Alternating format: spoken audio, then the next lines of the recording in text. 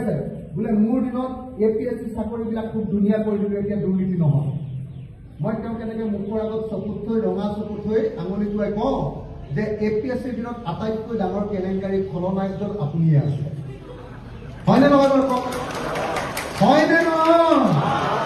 ৰাকেশ পালে তেওঁৰ নামটো কোৱা নাই কাৰণে, তেওঁক গুলিয়াই মাৰিব বুলি, ৰাকেশ পালক গুলিয়াই মাৰিব বুলি ভয় কৰিলে কাৰণে ৰাকেশ পালে নামটো কোৱা নাই।